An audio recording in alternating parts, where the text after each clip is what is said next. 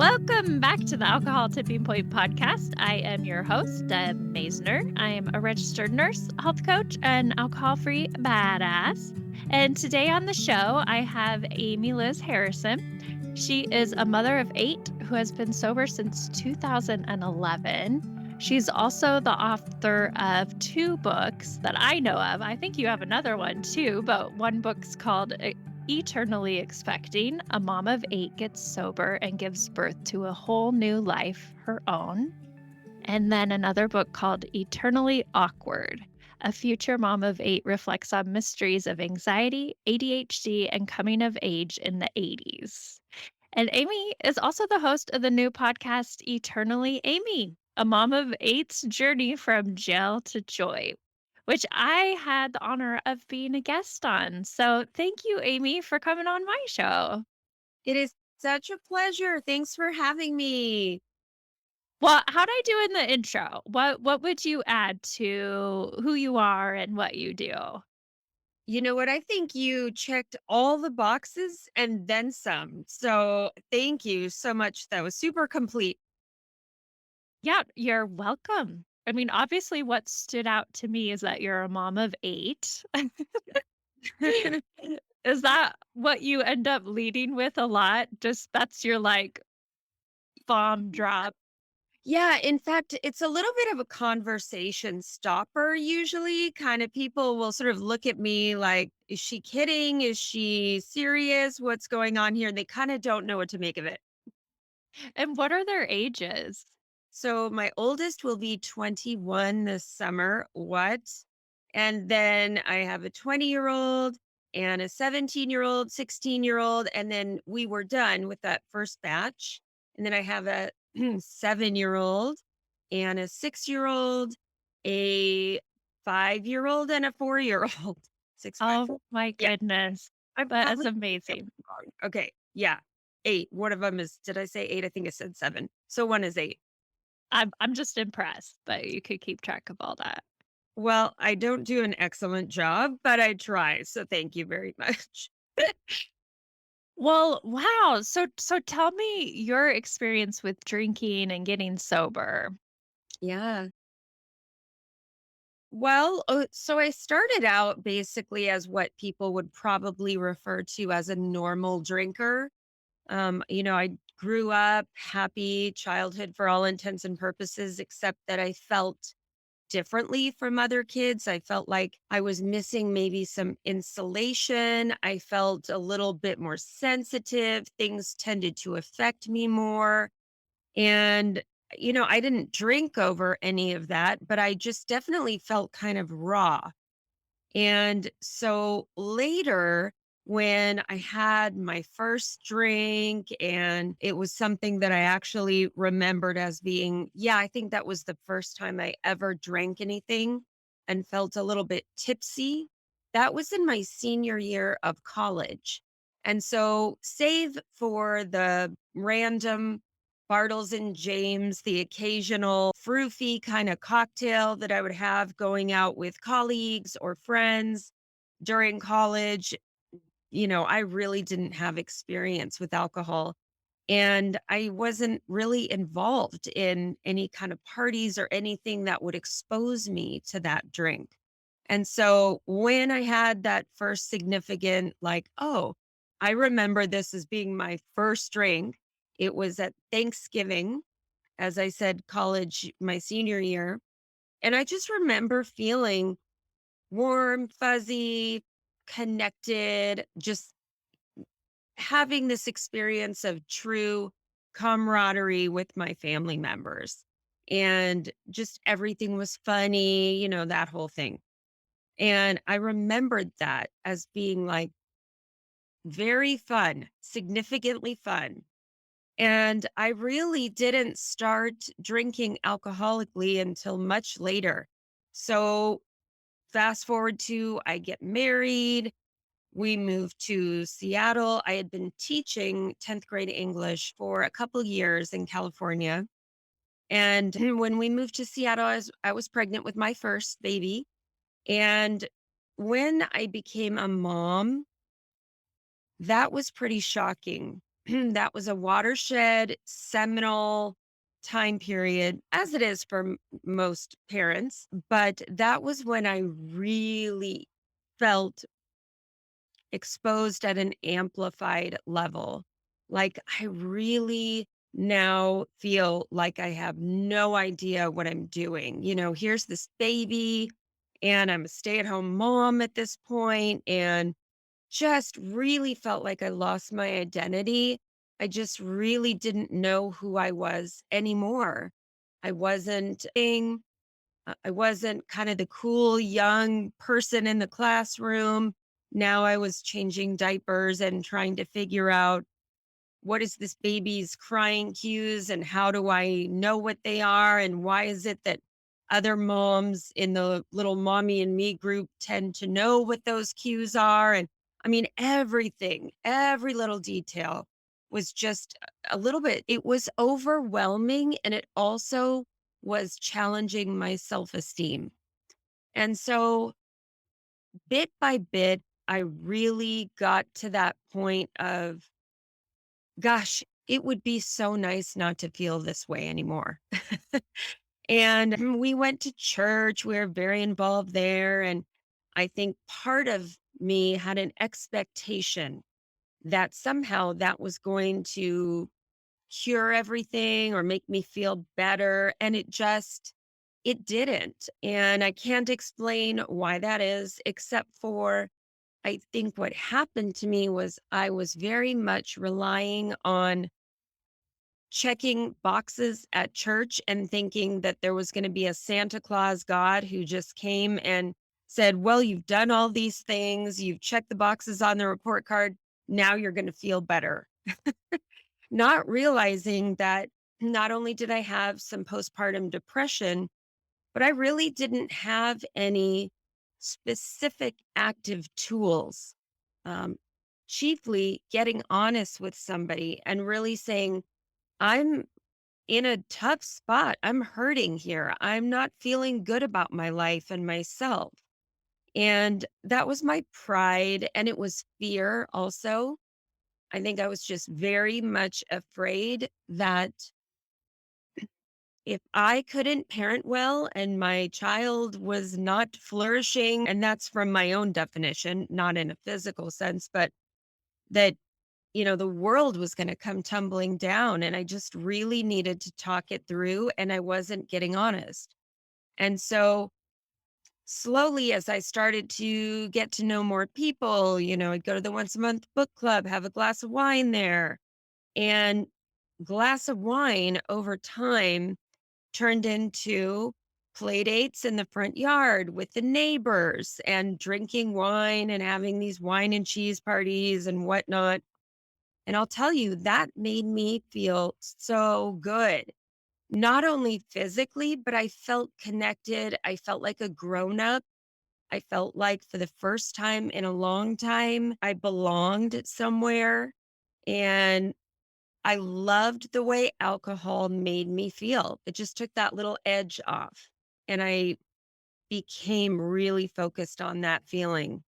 And slowly that turned into, gosh, the kids are down for a nap. I think what I'm going to do is pour a glass of wine. Sounded like such a grown up thing to do.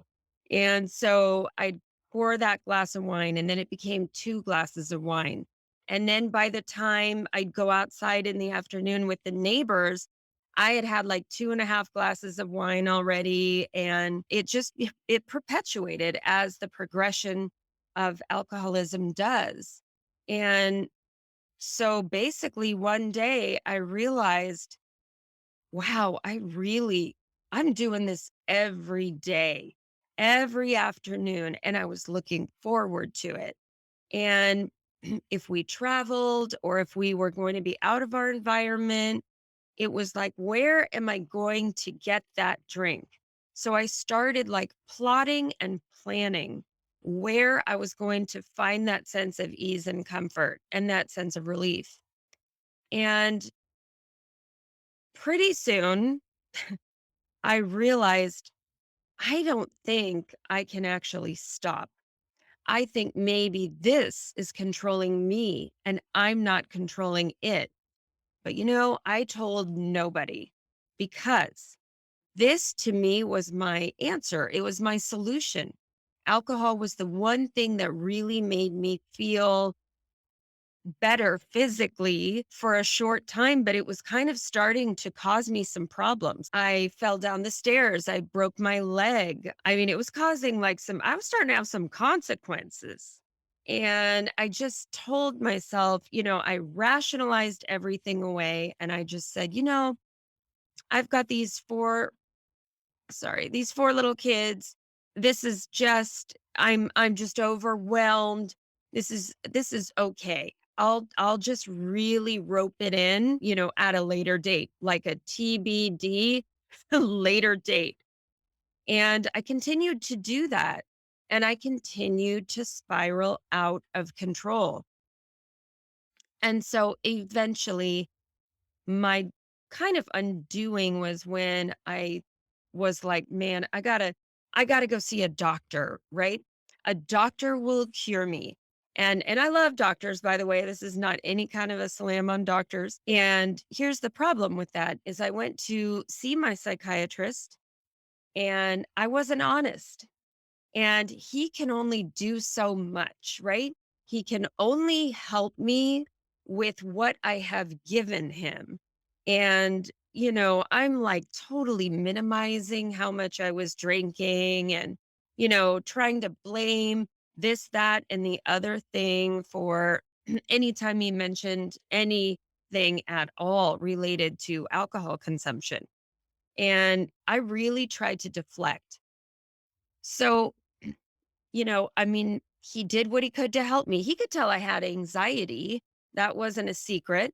And so I was given Xanax and that was the beginning of the end for me was drinking on top of Xanax, which specifically on the bottle it says do not do, and I did it anyway and I just became a mental mess, a physical mess. I mean, just a hot mess in not a good sense, and my husband said, "You know what? I love you very much, and I think that you have an abuse problem with this alcohol, and I'd like for you to go to seek some help and get away from this, and I'll watch the kids." And I was so resistant to that and really could not imagine my life without alcohol at that point.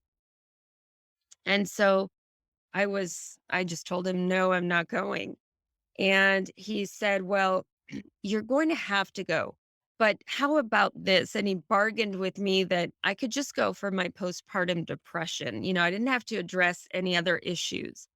And that got me on the plane. And so I went down there, I went to California and really was very shocked at the entire education of what alcohol does to one's body and mind and really also my spirit was broken, so what it can do to a person spiritually over time. And I totally identified, but I didn't want to admit that to my core because I thought if I admit it to my core, I'm going to have to choose a life of abstinence from alcohol. And I was not at all entertaining that idea at that point. And so I kind of just listened to what all the people were saying at rehab, the other clients, and then I parroted that stuff back to my case manager. And she felt pretty confident in my lies. And she let me go with well wishes. And I had the coin out ceremony, if you know what that is, the whole 9 yards where they wish you well. And I went straight to the airport and I drank and drank all the way home and reasoned in my own head that I could control it now because I'd had a break. I'd had 28 days off. And my husband picked me up from the airport, and here I am drunk, fresh out of rehab. And, I think he was like, "What happened? I mean, he was trying to give me the benefit of the doubt, but I mean, he was just confused, did not understand at all what was going on, hadn't been to any 12-step meetings or family education type things that taught him, hey, if this happens, here are some options. And so he really didn't know what to do with me. So he just trusted what I was saying. And what I was telling him was that I can control it now. It's fine. I've got it nailed. I can drink like a lady. And 2 weeks later, I was pulled over after I had picked up my kids from school, pulled over on, like, the main drag, the main artery through town, right when all the schools were getting out, and so moms with kids everywhere, and here I am doing the sobriety walk the line test on the side of the road with my kids in the car. And even saying that now, 11 years plus later, looking back on that, although I know it was me, it feels like it was somebody else, even though the memory of it is so sharp and vivid. I think that's one of the gifts of being sober is that I'm not that person anymore, and that's a relief. But that's a huge thing. Like, you're not well if you're willing to drive under the influence with your kids in the car. I mean, period, at all, end of story, but also with your kids in the car. That's just really, and I did not recognize that as at all as like, this is a real sign of trouble. Like, wake up. And so that night, lying in King County Jail, that was the worst night of my life. And that was when, again, another watershed seminal turning point for me was I realized I'm powerless over this. I can't control it. And that was where I just admitted to my innermost self that for me, I say alcoholic, but you can call it substance use disorder, that I was an alcoholic. And that I really was going to have to try to get better if I wanted to keep my family. And alcohol was not an option for me anymore. And I wrestled with that, even though I was in that jail cell. You would think, gosh, can you get much lower? But, that's how powerful it can be. And so I really got to this point of, I'm going to just call it surrender, where I thought, all right, even if I fail, I have to try. And so I went back to rehab. And this time I listened. I listened. I not only identified, but I admitted that I identified from my entire soul. And that made a huge difference because I knew that this was life or death for me at that point. I knew that it was life or death for my family unit as I knew it, and I had to take it that seriously.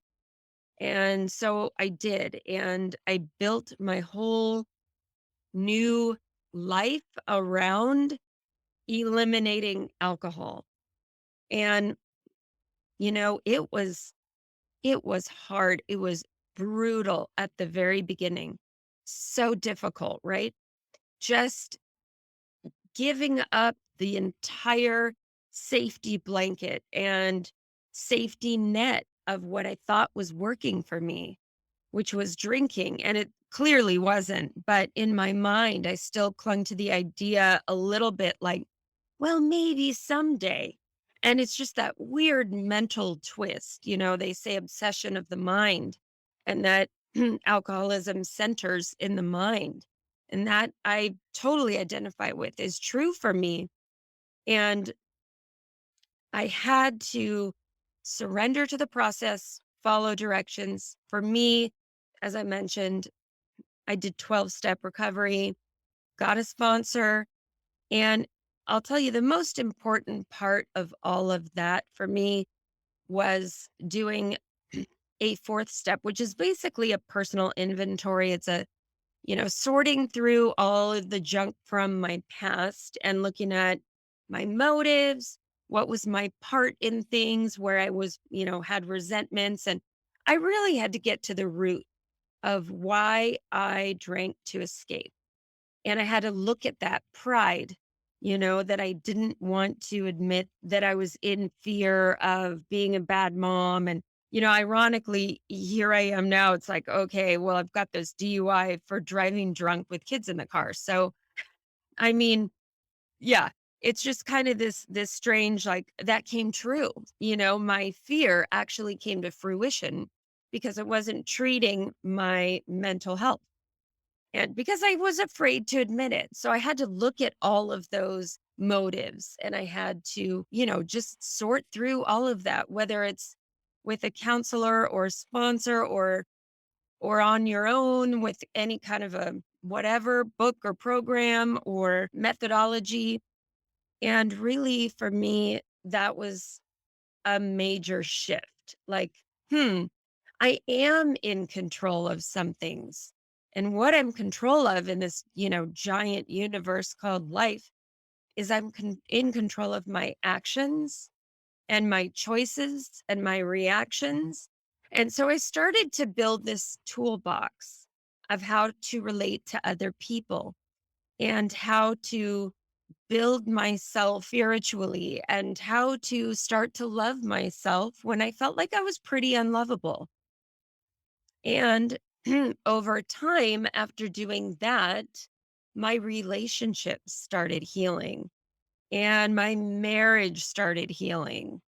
And then I, made my amends to my kids and wrote them letters and sat down with them and, poured my heart out to them. And they were still young and super forgiving and all of that. But the beauty of the entire situation is this thing is like snowballing for me.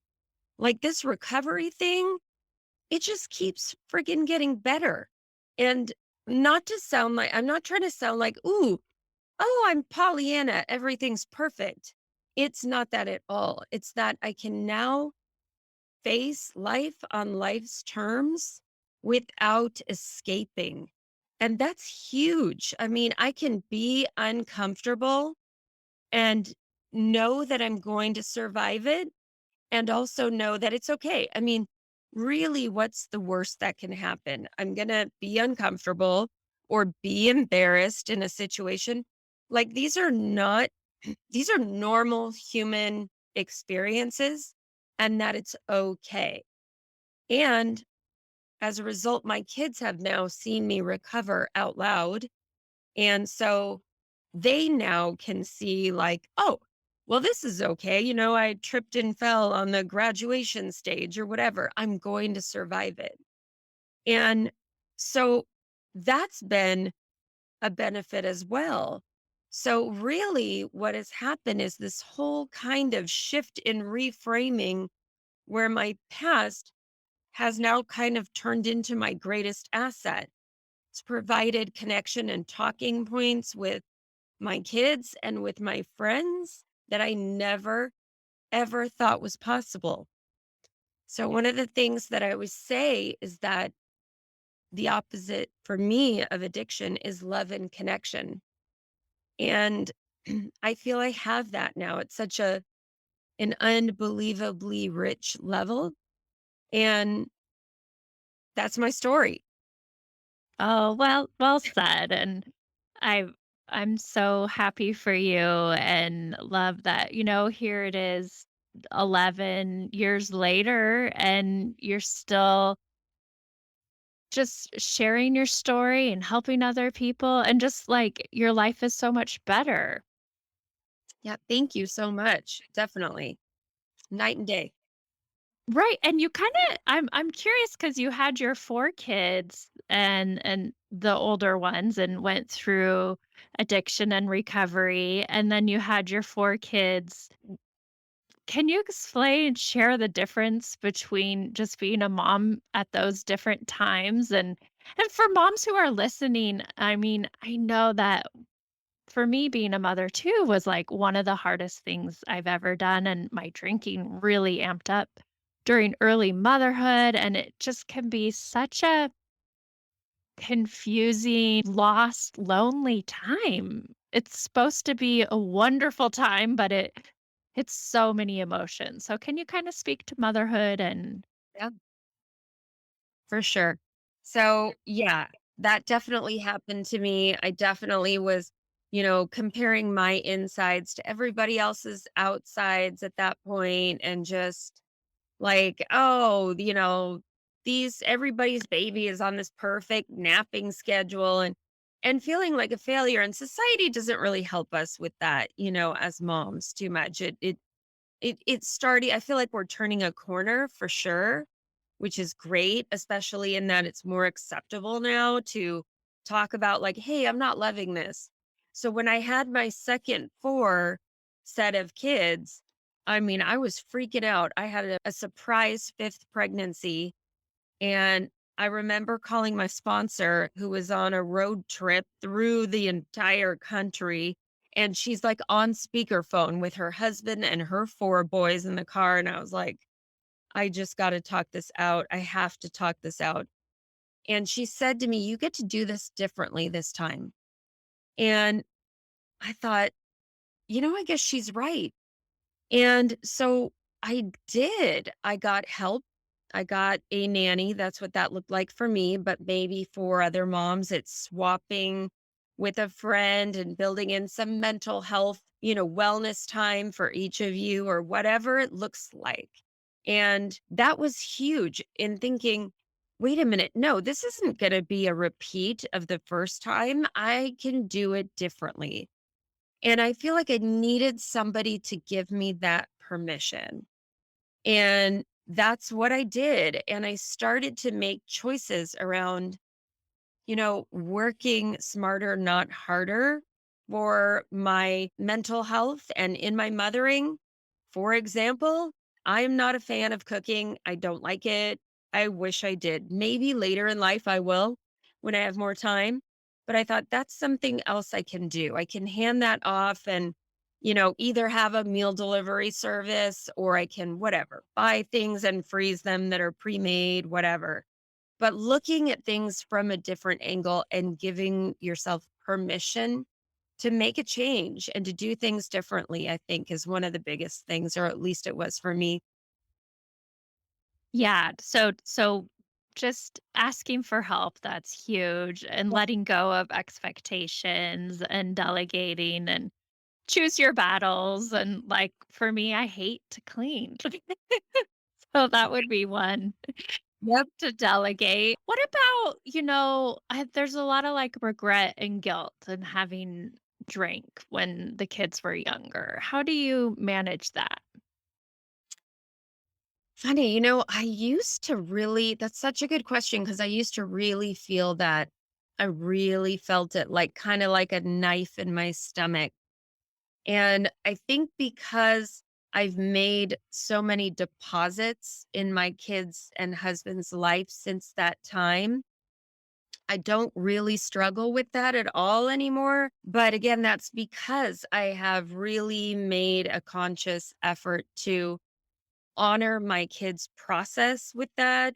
At the very beginning, I told them, "Hey, maybe we should go get evaluated for some therapy, get you guys in counseling, whatever, so you can process this well." And my personal therapist kind of stepped in at that point and said, "You know what? How about you not create something that's not there?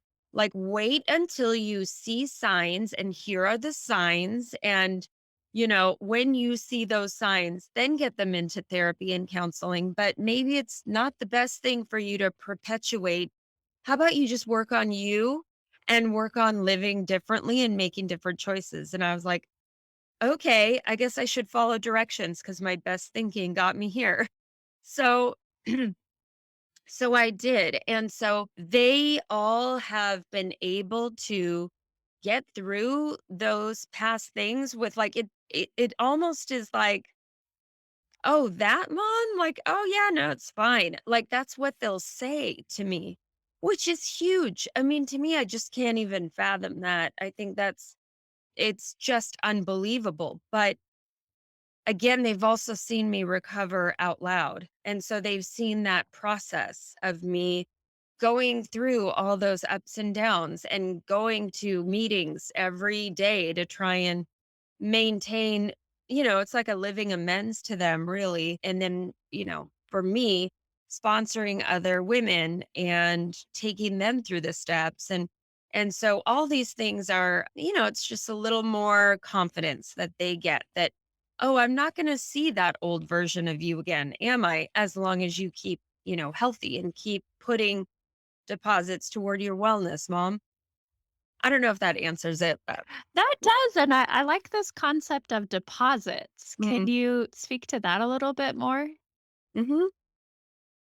So I think for me, it's just contributing to, like, it's like gardening, right? It's planting the seeds that I want to plant in order to reap what I want to reap out of the harvest. And so that's spending time with my kids. It's also letting go and detaching when necessary.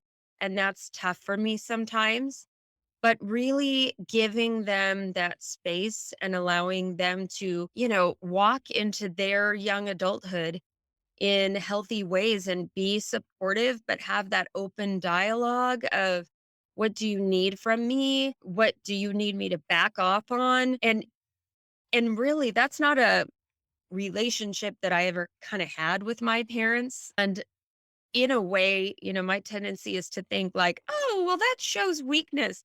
And it's like the total opposite has happened. For some reason, they look at me as like this strong, woke person. And it just cracks me up because, I'm like, so you guys are aware that I'm like terrified that you're going to wake up one day and realize I have no idea what I'm doing. Like I've been winging this from day one, And they just think it's such a funny concept. But making those communication deposits, grabbing them when available to go just run to the drugstore with me and, connect and have that like, how was your day today? How did this test really go? How did you feel about it? And get current and know what's going on in their lives. All of those are deposits.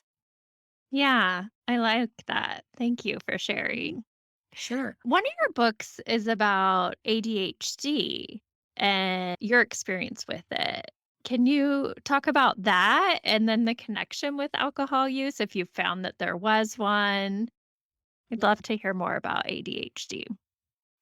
Yeah. So for me, growing up in Generation X, especially as a female, it wasn't really a thing that they thought, that this was anything that females were associated with because it was such a boy. It was like for hyperactive boys, right? That was ADD. It was all brand new. And so for me, I remember very clearly in the second grade copying off of my neighbor's paper because I wasn't understanding the math concept.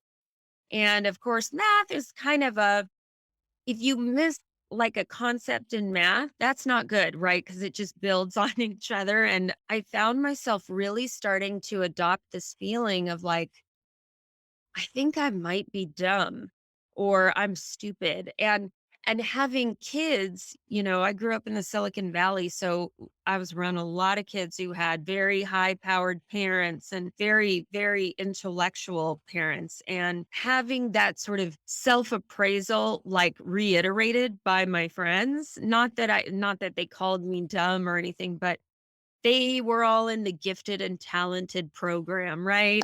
And so it was obvious that I wasn't a part of that, wasn't in those special groups with them.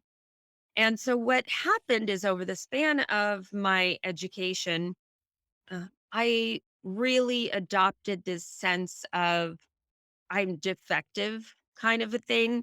I don't learn as well or as effectively or as efficiently as everybody else. And so then just turned into this negative self appraisal. which was then, confirmed as it was reflected basically by my grades. And I would get in trouble, not often, but when I did, it was for impulsive behavior. And so, and I mean, just silly things like, you know, one time we pushed over this backstop on the field and there was a kid hanging under the backstop, like, help, help, with his like knees stuck in the little diamond shape, chain links. And I thought it was hilarious. So I'm standing out there laughing. All these people are laughing.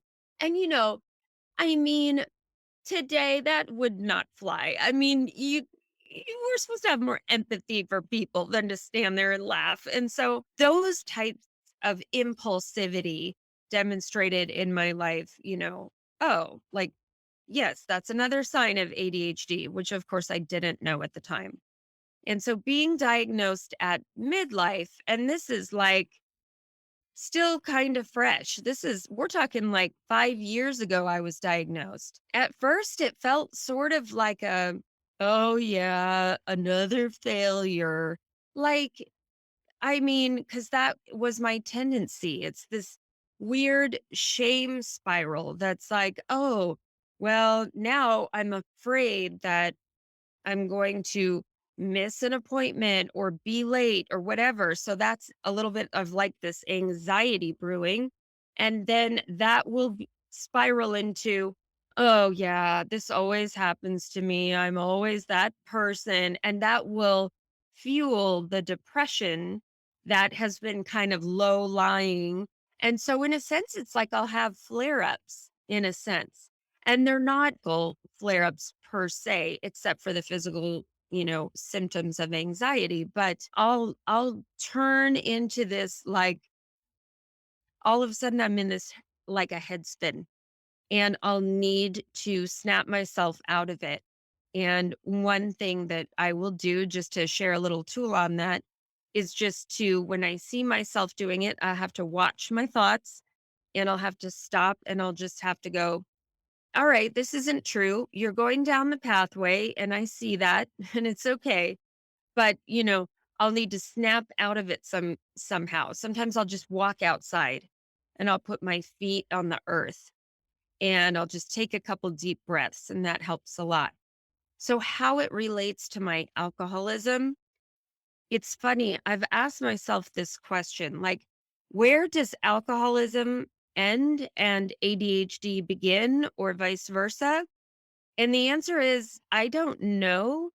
And what I've come to terms with is, to me, it doesn't matter because it's all recovery to me, right? So if I'm treating my ADHD and I'm treating my alcoholism, I mean, I don't even really sometimes feel like labeling all these things is the best thing for me, except that I've learned to now take those labels and find them very empowering.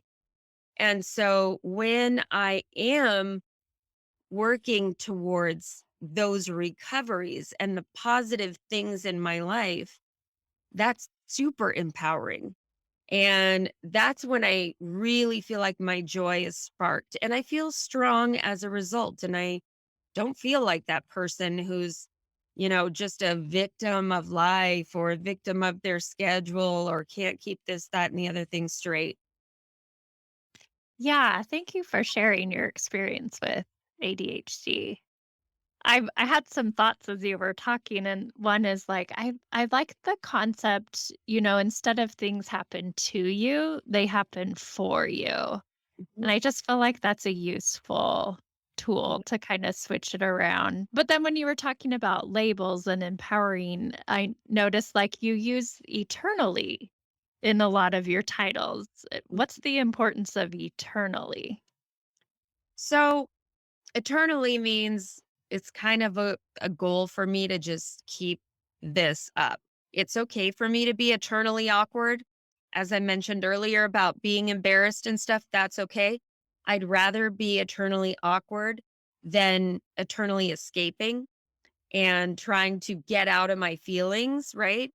Um, and eternally expecting. Well, obviously, I'm not going to be expecting more children throughout my lifetime. I mean, Lord willing. So, what it is though, is expecting that when I put my efforts toward this recovery, that I am going to get something out of it, but not just me. It's about me, but it's not about me. It's about the people who I rub shoulders with every day, right?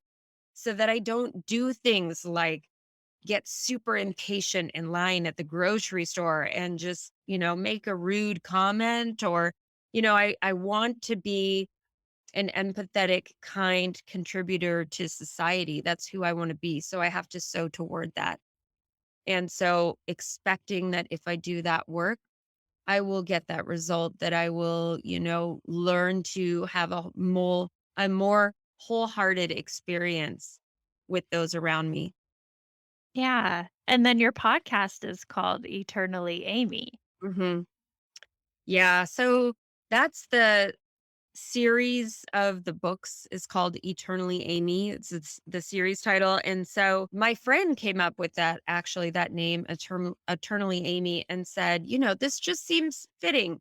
It's just you. It's all these things, the awkwardness and the, anticipatory outlook on life. And so that's where that came from. Yeah, I like that. Well, what advice do you have for anyone who's listening right now and they're struggling with their alcohol use? So hard, right? I try not to dispense advice per se because I think we're all so individual, but I would say this is that, the first step really truly is to be honest with yourself, right? Like that's the big thing. And I think for me, if someone would have told me, look, this feels terrifying right now. The idea of quitting or even quitting temporarily, as you and I talked about when we did my podcast, it just seems insurmountable, right? It seems so overwhelming.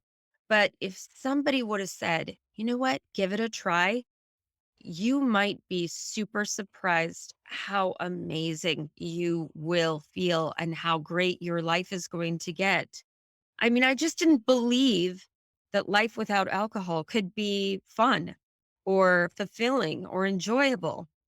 And now it's weird because I don't even think of alcohol as any kind of an option for me. Like I don't want to drink as a solution to any of my problems anymore because, I want to be present for my life and I want to remember these experiences. And so I would say, yeah, you know, to be truly honest with yourself and also to value yourself enough to say, because I didn't at that time, but to say, you know what? Maybe I'm worth taking a break from alcohol for. Maybe I am. And if you can't process it with somebody safe, maybe write about it, maybe journal or whatever it is that can really get below the surface. That's what I would encourage people to do. And then, following that path of honesty, doors start opening, right? And we have to make effort, right? Like we have to do the action, but a lot of times once we start doing that, again, goodness kind of starts to snowball even though it's super difficult and you start seeing light at the end of the tunnel. Yeah, thank you for sharing that. Well, what do you see for your future? Well, I have a couple of children's books that I'm writing that will come Thanks. out. Uh-huh. Yeah. And that will be fun. And you know what? I'm not sure other than that, past that. I do know that there's one more Eternally book that will be coming out later, but I'm not ready to write it yet. And so I'm taking this detour and doing the children's books, which I'm super excited about.